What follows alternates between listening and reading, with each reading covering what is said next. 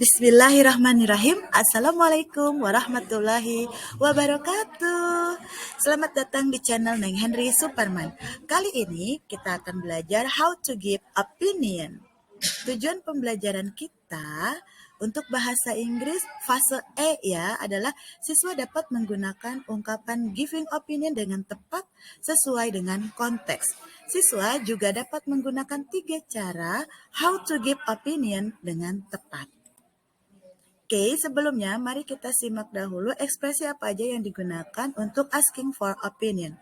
Seperti yang kita ketahui, dalam setiap ekspresi yang digunakan itu pasti ada formal dan informal ya. Nah, untuk formal kita bisa menggunakan what is your reaction to? What are your feeling? Do you have opinion about? What is your view on? And what do you see about? Untuk informal, kita bisa memilih salah satunya di antaranya, what do you think of? How about? Do you think it is? What is your opinion? Is it right? And what is it in your mind? Okay, and then ini adalah contoh giving opinion expression yang bisa digunakan baik dalam formal maupun informal. Untuk formalnya adalah I personally believe that, I personally recount, I consider that, I'd suggest that, I'd like to point out that. Dan untuk informalnya, in my opinion, as I see it, as far as I understand it, it seems to me that, from my point of view, I think, or I guess. Okay? Ketika kita menyetujui pendapat seseorang, kita bisa menggunakan salah satu dari agreeing expression here. Okay? Yang pertama, yes, I agree. Yes, I agree with you. I totally agree. Absolutely. So do I. Me too. You're right. That's a good point. That's right. That's what I want to say. There is no doubt about it, and I see what you mean. Nah, ketika kita tidak setuju atau disagreement dengan pendapat seseorang, kita bisa menggunakan salah satu ekspresi berikut ini. Well, I don't think so. I disagree with. I'm not convinced that. I totally disagree. Exactly not. Absolutely not. I'm sorry, but I disagree. I'm sorry, I can't. I'm sorry, I can't agree with you. I can't accept your view that, and do you really think so? Oke, itu adalah ekspresi-ekspresi yang kita gunakan saat kita menggunakan pendapat. Nah, opinion sendiri adalah ekspresi yang digunakan berdasarkan feeling, thought, and also our belief about something. Oke, sekarang Mas Ri kita masuk ke materi 3 cara yang tepat yang bisa kita gunakan untuk memberikan opinion. 3 ways of giving opinion. Okay, the first consists of four ways ya. Ada 4 cara untuk kita memberikan opini dengan baik agar bisa diterima oleh orang lain. Communicating effectively. Kita harus melakukan komunikasi secara efektif. Gimana caranya? Yang pertama, say what you think in a detailed, straightforward manner. Kita harus menyampaikan apa yang kita pikirkan secara detail, terus terang, dengan cara yang baik. Yang kedua, provide the reason for your point of view.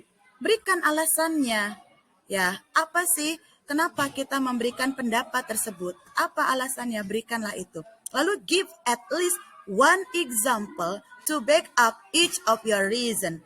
Setelah kita memberikan alasan, maka kita juga perlu memberikan contoh agar orang yang mendengarkan pendapat kita bisa memahami alur pemikiran kita, mengapa kita setuju atau kita tidak setuju. Dan terakhir, jangan lupa to restate your opinion to conclude. Menyalin kembali atau menyatakan ulang pendapat tadi sebagai bentuk menyimpulkan itu di akhirnya.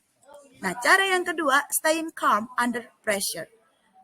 Bukan rahasia umum lagi, ketika kita memberikan pendapat, kita seringkali merasa ditekan, baik oleh situasi, kondisi, maupun oleh lawan bicara. Bagaimana caranya agar kita tetap calm, tetap tenang?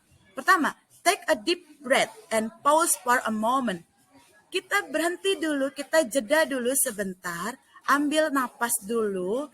Dengan begitu kita bisa merelaksasikan pikiran kita. Kita jadi rileks lagi. Kita nggak akan merasa di bawah tekanan lagi gitu loh.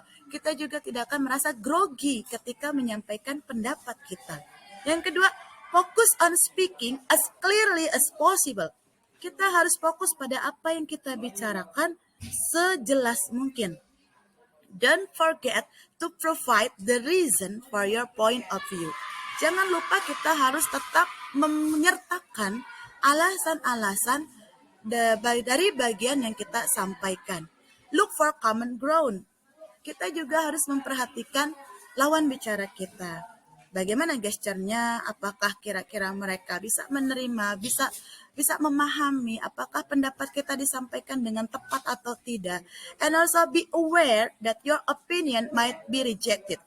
Nah, ini adalah langkah yang harus dipahami bersama bahwa ketika kita menyampaikan pendapat, bukan berarti pendapat kita adalah yang terbaik. Bukan berarti pendapat kita adalah yang paling benar. Kita harus sadar diri bahwa tidak semua orang bisa menerima pendapat kita. Nah, rasa inilah yang perlu ditumbuhkan bahwa kita harus aware bahwa opini kita mungkin akan ditolak. Kita harus siap mental ketika opini kita ditolak oleh lawan bicara atau publik. Lalu, cara berikutnya, knowing when to share an opinion. Kita harus tahu kapan kita mengeluarkan pendapat. Saat kita mengetahui waktu yang tepat, tempat yang tepat, dan cara yang tepat dalam menyampaikan pendapat, maka bisa dipastikan pendapat yang kita utarakan itu bisa diterima oleh lawan bicara kita. Mereka bisa menerimanya dengan lapang dada dan juga bisa memahami mengapa kita setuju ataupun tidak setuju. Caranya bagaimana? Ada 5, yaitu speak your mind in professional setting where input is requested. Ya, kita harus berbicara sesuai dengan kondisi. Kalau memang di saat itu profesional, artinya formal, ya kita sampaikan secara formal. Lalu yang kedua, express an opinion in a public forum if permitted. Ketika itu adalah forum rapat, forum dinas, kita diminta mengungkapkan pendapat, ya kita harus berdiri mengungkapkan pendapat kita secara runtut, jelas, dan juga detail. Namun ketika kita tidak diminta, jangan sekali-kali mengutarakan pendapat. Kenapa? Karena itu dianggap tidak sopan dan juga tidak bijak. Lalu berikutnya, give your opinion in a debate when it is your turn to speak. Berikan pendapatmu dalam sebuah debat, sebuah diskusi, apabila itu adalah giliran kamu untuk bicara. Artinya, ketika itu bukan giliran kita berbicara, jangan sekali-kali kita memotong pembicaraan orang lain. Memotong dia saat dia mengungkapkan pendapatnya. Dengarkan dulu pendapat orang lain hingga dia selesai menyelesaikan kalimatnya. Setelah itu, barulah tiba saatnya giliran kita mengungkapkan pendapat kita. Dan voice your opinion when friends and family invite it. Kita juga bisa menyampaikan pendapat kita ya kepada teman ataupun keluarga ketika mereka meminta kita untuk memberikan sumbang saran atau pendapat. Artinya ketika mereka tidak meminta, sebaiknya tidak memberikan pendapat apapun karena itu belum tentu bisa diterima oleh mereka. Walaupun niat kita saat memberikan saran tersebut baik.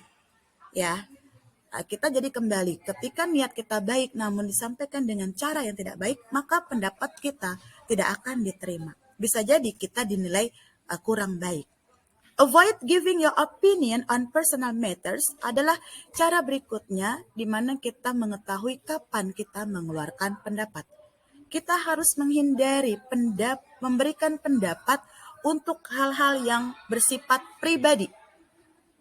Walaupun kita mungkin sudah begitu dekat dengan lawan bicara kita mungkin adalah sahabat, kita mungkin adalah saudara atau bagian dari sebuah keluarga, kita harus tetap hati-hati dalam memberikan pendapat untuk urusan pribadi. Terkecuali mereka meminta pendapat kita untuk hal-hal tersebut. Oke, jadi bisa dipahami ya, kapan kita bisa mengungkapkan pendapat kita. Oke, nah seluruh materi yang disampaikan pada video ini diambil dari wikihow.com give an opinion. Oke, baiklah, semoga materi singkat ini bisa membantu Anda semua dalam mempelajari bagaimana kita bisa memberikan pendapat dengan baik dan tepat dan dapat diterima oleh lawan bicara kita. Terima kasih atas perhatiannya. Sampai ketemu lagi di channel Neng Henry Suparman pada video berikutnya. Bye-bye.